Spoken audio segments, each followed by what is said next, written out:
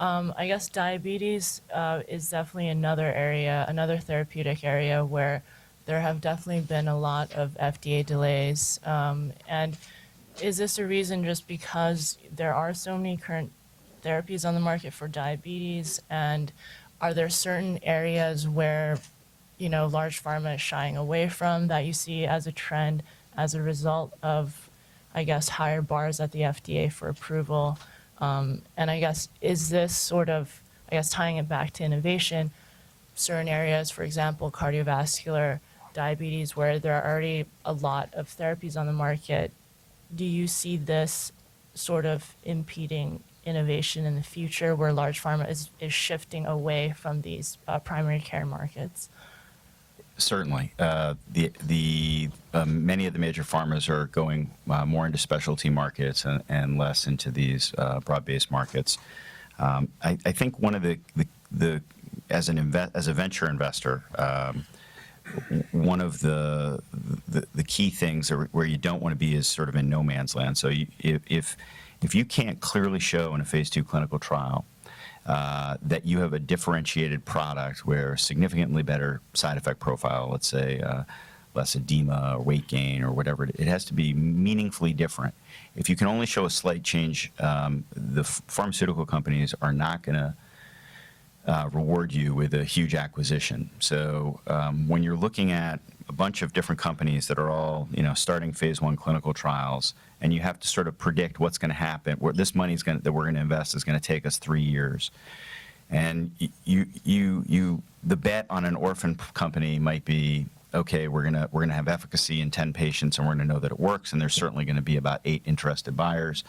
Or I can invest in a diabetes drug where, unless I do a 300-patient study, I won't really be able to show any differentiation in all the side effect profile or efficacy for that matter. It's an easy decision, and if the pharma companies are not buying at that point, what they're really doing is they're partnering, I think, in a lot of those areas because they don't want to look stupid, and they don't want to pay $1 billion for a product that might show a safety signal in a phase 3, and that's why, again, back to this sort of certainty. Investors like they're lemmings. They like to copy other success stories, and there's more certainty with the orphan space, and less risk when it comes to trying to predict out 3 or 4 years from now where an exit might be. One thing I'd add, we talk a lot about macro themes in terms of regulatory impact and impact on certainty. At one level, that clearly makes a lot of sense. At another level, though, at least in my experience, you find that some of the regulatory certainty or uncertainty is very human, meaning that looking at the individual teams at the agency can have a very big impact. And there's certain teams that are much more likely to both work with small and mid-sized companies, give you more transparency as to what really it will take ultimately to get approval versus other teams. And so it's a theme that's kind of run through the conversation this morning as we've talked about the agency and its impact on valuations. But increasingly in the current environment, having a very, very experienced regulatory advisor or senior person on your team is just critical, because there are macro themes, and then there are also just very human themes at the FDA that can have a significant impact on your ability to prove or to develop some degree of certainty as to likely outcomes. Yeah, I would just quickly add, I think that's a very important point. I think, again, early companies underestimate the extent to which they have some responsibility for their experience before the FDA, and there are opportunities to work closely with the FDA and plan very effectively. And I do think companies need to work more on trial design. Phase 2 trials simply have not been reliable indicators of success, and this has become an endemic problem that's affecting how deals are being done. And it's not clear to me, I'm not an expert in trial design, but it's not clear to me that we've really fully developed the science that underlines the way we are conducting clinical trials, and I think that's something that we have to work on quite a bit. It's not all a matter of the FDA being just a problem bureaucratic agency. There's a lot of responsibility on the industry side.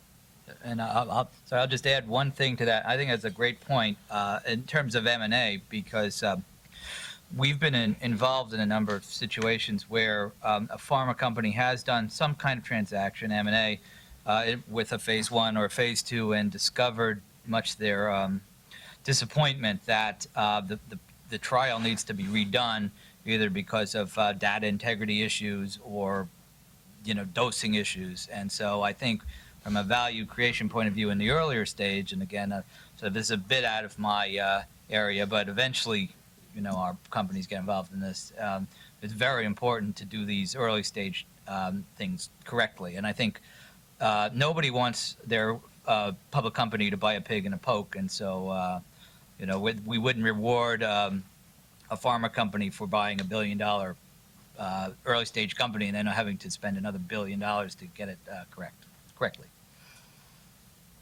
I think that's definitely an interesting point, Les. Can I just? I Yeah, mean, sure. this is it's a big challenge for the younger companies, the venture-backed companies, because I think we said earlier, capital is finite, scarce, expensive, and again, most of our clients are earlier stage companies, and what we find often in the diligence side when we're working on the M&A and an M&A transaction is we find that I would say at least a third of the companies, younger companies, have cut corners in their clinical trials because, and not maliciously, but they are trying to conserve cash, and so they do sometimes a trial that's not powered enough. And what happens is when you come to the sort of the sell side, when you're trying to sell to a bigger company, to big pharma, you are often in situations where the counterparty says, interesting, like it, start over, go back to zero, and you did the wrong clinical trial, and it's kind of it's a sort of a spiral, and I think it's a problem that everyone has faced, but with these early stage companies. I think in general, I'm always skeptical if I'm on the buy side when I'm doing the diligence, and we bring in the best clinical regulatory people we can, and more often than not, you find that there are many points that have not been covered in the clinical trial design, and so you go back to zero to square, back to sort of repeat your clinical trial. I think we should talk, not now, but this brings up the concept of the whole biomarker aspect to drug development, which is a separate, very big. We could probably spend another 2 hours talking about biomarkers to really tire people out. But I do think it's important. It's an important topic when you think about trying to make your trials more efficient, especially if you're looking on the oncology side. There's been an explosion of biomarker deals between big pharma and diagnostics companies, Qiagen, for example. And just recently, Roche, there's a drug approved. It's only the second time, I believe, in history. I think the last time was Herceptin in 98. But it's only the second time where a drug and a diagnostic have been approved. And I could be wrong, but I'm thinking it is the second time.